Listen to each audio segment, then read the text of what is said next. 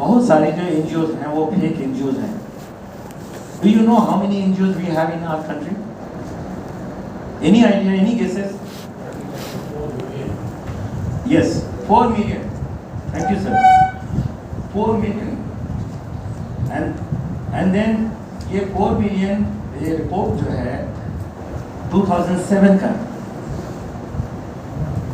2007 में एक स्टडी हुई, पहली दफा गवर्नमेंट ने सोचा कि सब करें, तब उसने ये किया, तब पता चला कि टोटल रजिस्ट्रेशन जो हुआ है वो अप्रॉक्सीमेटली 2007 में 32 लाख समथिंग, जो कि आज के दिन में गेस किया गया कि 4 मिलियन के आसपास, 40 लाख के आसपास। उसके बाद में दूसरी स्टडी उसने किया कि ट्रेसिबिलिटी क्या है इन एनजीओज की। Please understand, traceability in NGOs की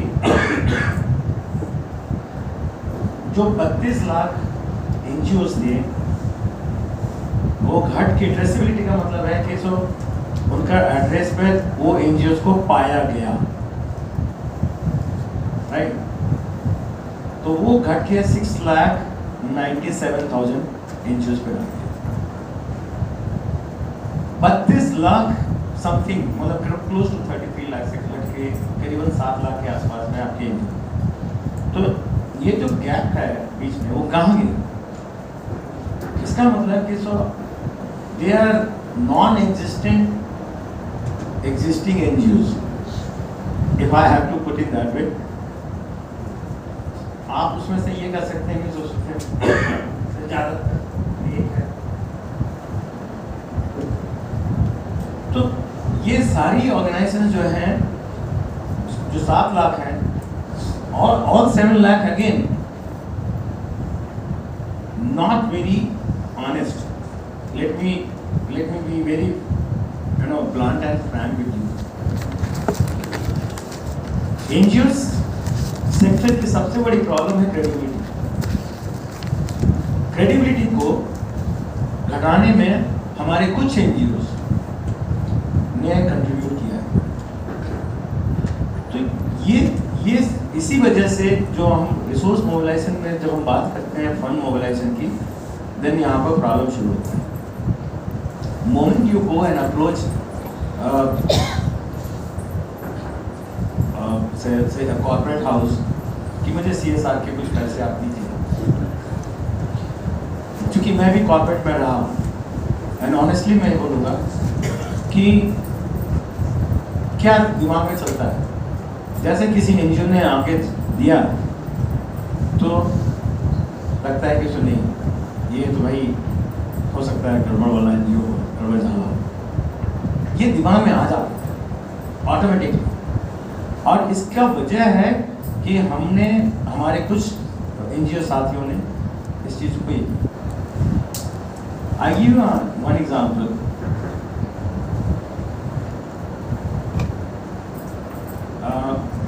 बहुत साल पहले 1997 की बात, तब मैं अगेन टाटा में ही था और उड़ीसा के केवंझर डिस्ट्रिक्ट में काम करता था। वहाँ पर एक वृद्ध महिला मुझे मिली और उन्होंने अपने झोले से निकाला, मेरे ऑफिस से आई वो वृद्ध आदिवासी महिला, अपने झोले से उन्होंने एक कूपन निकाला, बोला सर मुझे 10 रुपये आपसे डोनेशन दिया। 1997 में उन्होंने 10 रुपये की डोनेशन मांगी। अब उसका रसीद बोलेंगे तो मैं आपको दे रहा हूँ 10 रुपये। तो मैंने उनसे बहुत आदर से पूछा, मैडम 10 रुपये क्या करेंगे आप क्यों लेती हैं? उन्होंने बोला कि सो मैं आदिवासियों के बच्चों के लिए एक रेसिडेंशियल स्कूल चलाता हूँ और उसी के लिए मैं 10 रुपये सब जमा करूँ। तो मैंने कहा कि मैं आपको 100 रुपये, बोले नहीं मुझे 10 रुपये चाहिए। मेरे दिमाग में इमीडिएटली उनके प्रति जो आदर था वो बढ़ गया कि मैं बोला 100 रुपये में देता हूँ। उन्होंने कहा नहीं 10 रुपये चाहिए। अब मैंने दिया 10 रुपये और 10 रुपये के लिए एग्जैक्टली उन्होंने नहीं दिया। फिर मैं बोला कि सब मैं आना चाहूँगा आपके, तो बोले कि आप जब कभी भी आए आप वेलकम हैं और फ़ोन करें। मैं एक शाम को, मैं जान के ये भी सोचा, मैं एक शाम को करीबन 7 बजे उनके यहाँ गया, कुछ तक रास्ता पहुँचा। जब पहुँचा तो वहाँ पर देखा कि सब बच्चे जो हैं लैंटर्न के लाइट में पढ़ रहे हैं और बच्चियाँ। फिर मैं उनसे मिला, मैडम यहाँ लाइट नहीं है, तो लेकिन सो हम बच्चों को खाना खिला लेते हैं और पढ़ा लेते हैं, हमारी इतनी ज़रूरत है, इसी ज़रूरत को हम लेके आगे बढ़ रहे हैं। तो मेरे पास में, क्योंकि मैं टाटा स्टील में था, मेरे पास में अथॉरिटी थी, फिर मैंने बिल्डिंग को देखा तो बिल्डिंग की हालत ख़राब थी। मैंने बोला कि सो मैं आपको 3 बिल्डिंग बना के, 3 रूम का एक स्कूल बना के दूँगा। तो बहुत खुश हुई। उनका नाम मैं अभी बताता हूँ, उनका नाम है मिस तुलसी मुंडा। उनको हम लोग प्यार से तुलसी आपको बोलते थे। खुद अनपढ़ रही, केवल साइन करना आता, और तुलसी मुंडा केवल लिखते हैं, वो साइन करती हैं। लेकिन उन्होंने बीड़ा क्या उठाया कि आदिवासी माइनर्स के बच्चों का एजुकेशन। फिर उनके साथ में मेरी घनिष्ठता बढ़ती चली गई, इनफैक्ट रिलेशनशिप काफ़ी बढ़ा। तब मैं समझा ये डेडिकेशन है ना, ये जो कमिटमेंट है वो बहुत ऊंचा था। हम सोचते थे हम बहुत अच्छा काम कर रहे हैं, मैं अपने बारे में बोल रहा हूँ, मैं सोचता बहुत अच्छा काम। जब उनसे मिला तो लगा कि मैं तो उनके नख के बराबर भी नहीं। जो उन्होंने जो काम किया, सेल्फलेस और स्वार्थहीन वो काम किया। अब इसको मैं यदि रिसोर्स मोबिलाइजेशन से जोड़ता हूँ, लिंक करता हूँ, अब देखिए वो 10-10 रुपया जाके वो इकट्ठा कर रही थी। और उन्होंने बहुत सोच के एक किया, बोला देखिए 10 रुपया ऐसे ही। उन्होंने क्या बोला मुझे, exactly the point which I was telling, credibility. बोले सिन्हा बाबू, यदि मैं उड़िया में बोली थी वो, लेकिन मैं हिंदी में ट्रांसलेट कर, यदि मैं मांगती कि आप मुझे 1000 रुपया दो, 10,000 रुपया दो, तो लोग मुझे समझते कि सो ये मैं पैसा बना रही हूँ। 10 रुपया कोई भी दे सकता है। सबसे पहले मेरी ज़रूरत है कि सो लोग हमें आदर और सम्मान के साथ देखें। वो 10 रुपया वो हमें क्रेडिबिलिटी दिया। तो credibility is one of the principles of resource mobilisation, specially financial resource mobilisation. उसके बाद में क्या हुआ, यहीं पर हमें बोल रहा कि सो मैंने पूछा कि सो मैम आप शुरुआत से कितने बच्चे, बोले बच्चे तो बहुत मिल जा रहे हैं, लेकिन बच्चों को रखने का मुझे प्रॉब्लम था। जरूरत तो है हमारे यहाँ, सभी जगह कहीं भी जाए हमारे यहाँ वहाँ जरूरत है। तो फिर क्या था, बोले कि मैं करना चाहती थी, मैं शुरुआत कर दी। मैं सोचा कि जो होगा देखा जाएगा, हाँ अब मैं करूंगी। ये विश्वास के साथ उन्होंने ये बीड़ा उठाया और आगे बढ़ी। अब देखिए उनकी कहानी आप कहाँ चेंज हो जाता है। Tulsi Munda now she is Padma Shri, now उनको पद्मश्री मिला, उनको कोई नहीं जानता। तो हम लोगों ने अपने इन्फ्लुएंसर टाटा में थे, आउटलुक मैगजीन वाले को बुलाया। ये एक कहानी है। आउटलुक मैगजीन वाले को बुलाया, मैंने मेरे फ्रेंड्स के पटना से, मैंने उसको बोला कि सर आओ यहाँ पर तुम्हें मैं एक कहानी है। उसने आके एक स्टोरी कवर किया आउटलुक मैगजीन में। एंड जिस दिन से वो निकला, उसके बाद से दूसरे दिन से उनके संस्था के लिए जो मैं बोलूँगा फ्लड गेट्स फंडिंग के लिए खुल गए। वो परेशान होने लगी, मुझे बोली कि सर सिन्हा जी मेरे पास में अमेरिका से फ़ोन आ रहे हैं, तो कहीं और से फ़ोन आ रहे हैं, हाँ मुझे समझ में नहीं आता, मैं अंग्रेजी समझती भी नहीं हूँ, मैं करूँ तो क्या करूँ। Suddenly Orissa government also woke up, they didn't know कि वहाँ there is an NGO or there is a person and also been working in pure tribal areas। फिर उड़ीसा गवर्नमेंट ने बोला कि सुने इनका नाम हम पद्मा अवार्ड के लिए नॉमिनेट करते हैं। तो जिस दिन बेचारे वहाँ से आए थे लोग, उन्होंने मुझे फ़ोन किया कि सर सिन्हा जी आपको तो आना पड़ेगा। बोले क्यों? नहीं बाहर तो भुवनेश्वर से या दिल्ली से लोग आ रहे हैं, हम मुझे नहीं मालूम मुझे क्या क्या जमा है। तो एनीवे क्या हुआ उसके बाद में फिर नाउ वो एक बहुत सशक्त ऑर्गेनाइजेशन के तौर पर आदिवासी विकास समिति उस संस्था के नाम। तो मैं ना कहना जो मैं सवाल आपसे पूछ रहा था, जो आप सोचते हैं कि सो बिना पैसे के काम क्या हम कर सकते हैं? पैसा comes later, money comes later, passion comes first. यदि आप पैशनेट हैं समाज के प्रति, तो आप ये मान के चलें, लगे रहो मुन्ना भाई जिसको बोलते हैं ना, आप लगे रहिए, आप सक्सेसफुल होंगे अपने मिशन। तो रिसोर्स मोबिलाइजेशन का जो पहला लेसन है ये है कि आप रिसोर्स मोबिलाइजेशन को मनी से लिंक न करें। फर्स्ट लेसन इज दैट कि I am passionate about developing my society, my people, regardless of money comes or not, I am going to remain invested in my work. यदि आपका वो commitment है कि आप इन्वेस्टेड हैं अपने कामों में, तो आप देखेंगे सपोर्ट खुद ब खुद ना इधर से उधर से आ जाए। तो ये मटेरियल एंड चौथा resource, I am sorry material resource में और भी मैं सॉरी ये तो मनी का सेकेंड पार्ट है कि बिना पैसे का काम कैसे होता है। जब मैं काम करने गया था तो मेरे पास में बजट बहुत थोड़ा था, उसमें केवल और केवल मैं एक रोड बनाने का मुझे पैसा मिला। बोला कि साल भर में इतना पढ़ लिख के आया हूँ तो केवल एक रोड ही बनाऊंगा क्या? मेरे पास में वो चालीस था।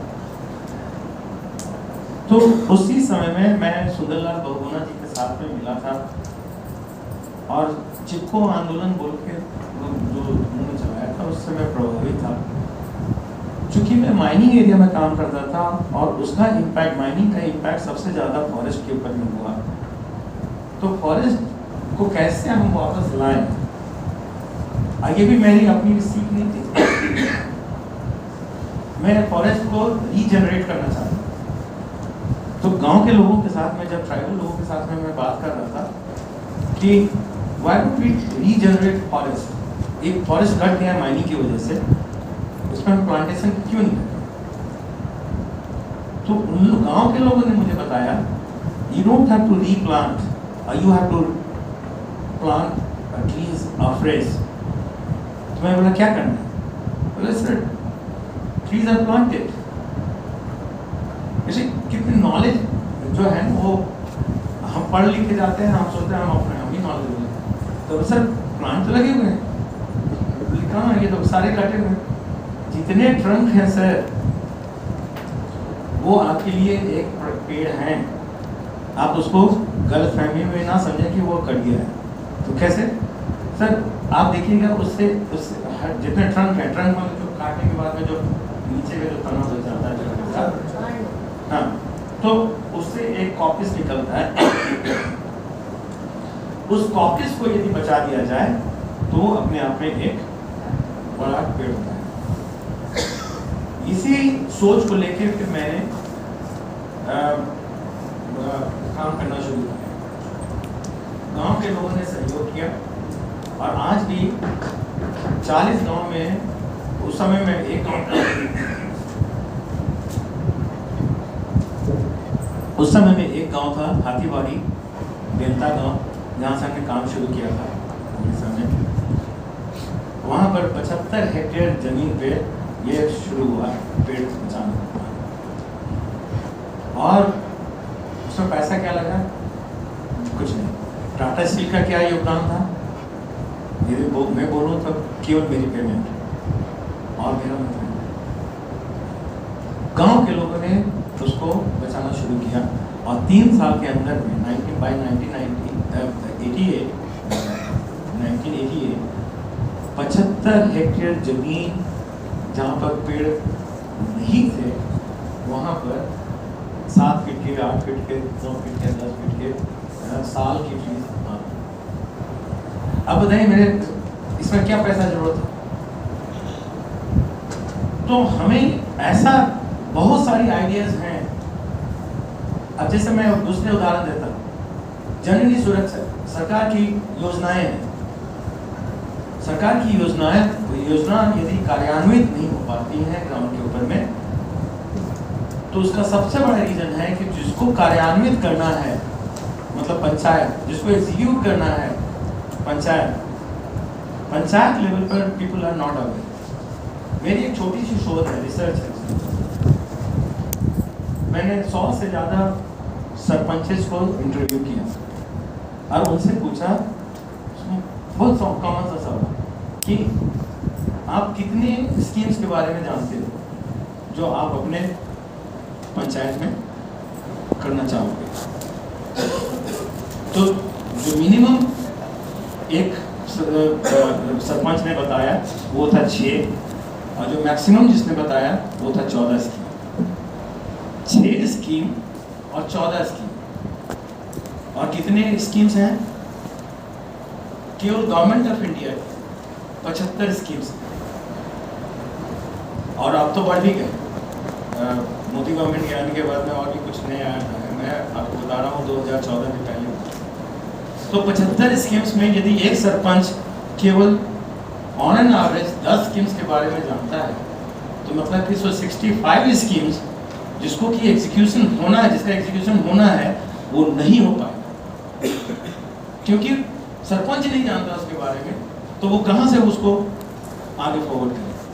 आप एनजीओ को, मैं आपको भी चैलेंज करता हूँ, ये सवाल मैं आपसे भी पूछता हूँ, आप खुद भी आप ये बात को मानेंगे कि आपको सरकार की पूरी स्कीम्स के बारे में नहीं मालूम।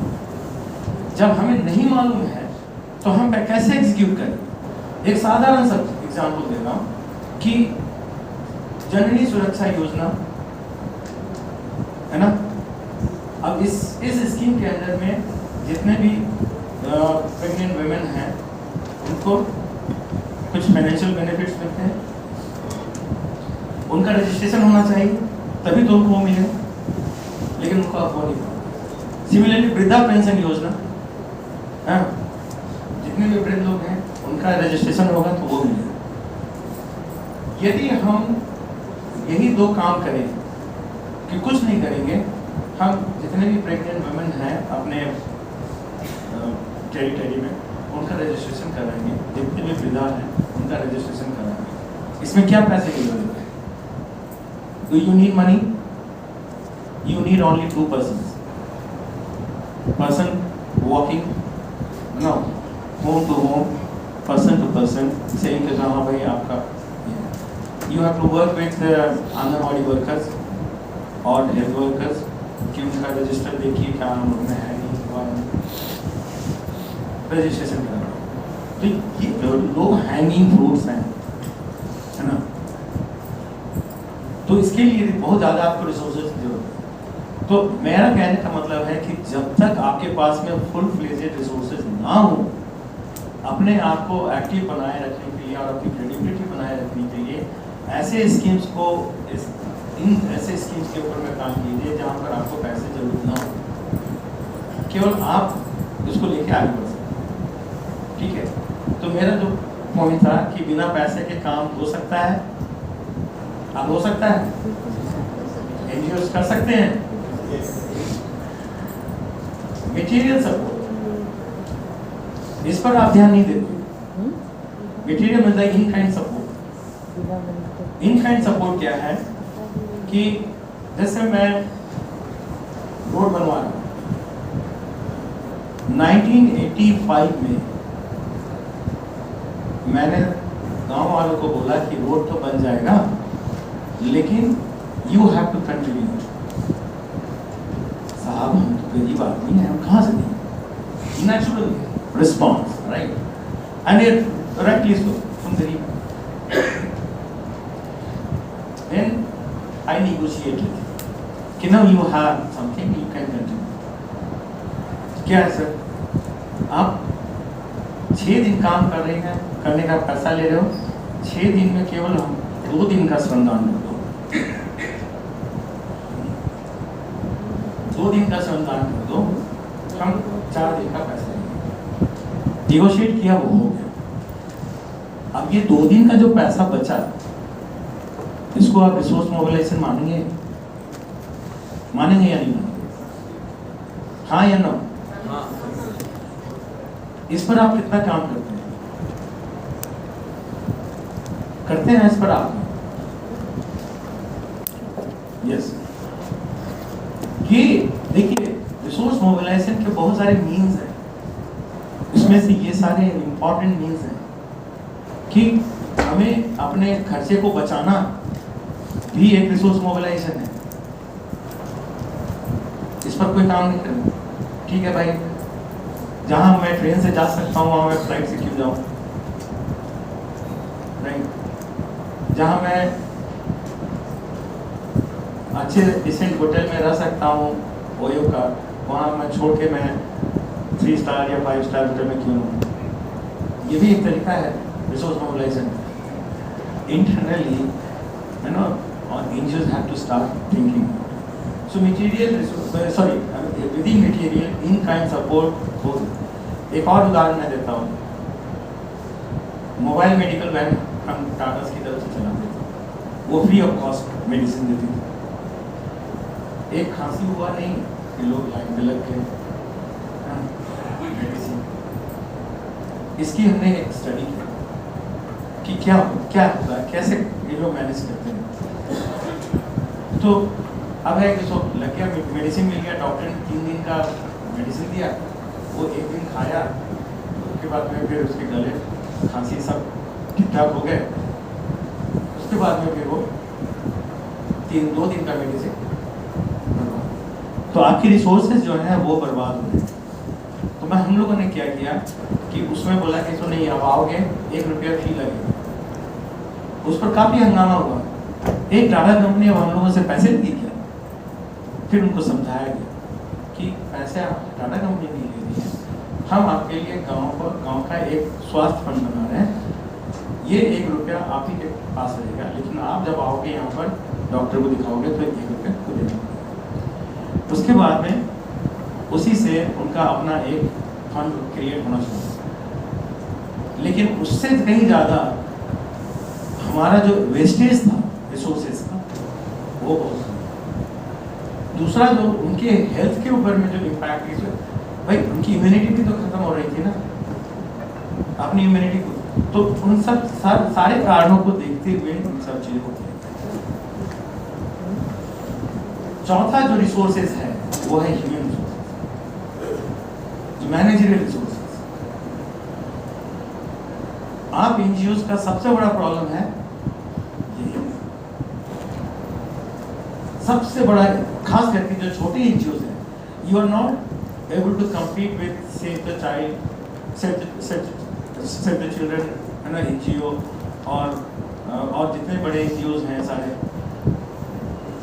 इसको मैं कहता हूँ, और इसके खिलाफ है, बड़े एनजीओ ने अपना एक कार्टेलाइजेशन तैयार किया।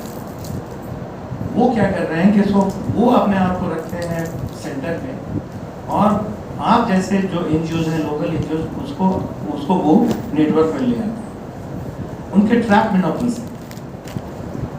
मैं आपको बताऊँ, आपको हो सकता है कि लगेगा कि भाई वो मुझे पैसे दे रहे हैं काम करने के लिए, कम से कम काम आप कर रहे हो, नाम उनका है। जितने बड़े कॉर्पोरेट्स हैं, उनको लगता है कि नहीं, छोटे एनजीओ के पास में वो कैपेबिलिटी नहीं है काम करने। आपको क्या करना है? आज के दिन में जितने पढ़े लिखे लोग हैं जो काम कर रहे हैं, they want to volunteer their services.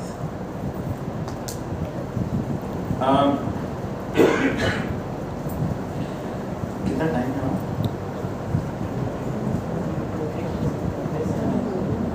है ना? 10 मिनट है। तो ह्यूमन रिसोर्सेज आप अप्रोच क्यों करें कि क्या मुझे कोई अकाउंटिंग के लिए वॉलंटियर कर सकते हैं? आपके पास में 10 हाथ मिल जाएंगे खड़े कि यस हम हैं। आज के दिन में जो टेक्नोलॉजी है, आज के जो उदय जी बात कर रहे हैं, टेक्नोलॉजी का कैसे यूज करें, सारे चीज़ आप नेट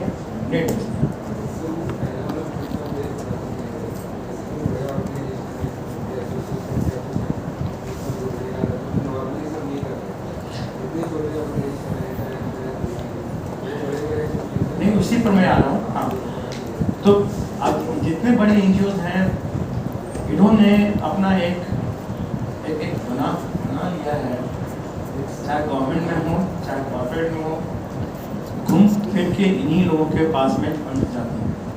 ठीक है, यहाँ FCRA की है। छोटे एनजीओ जो हैं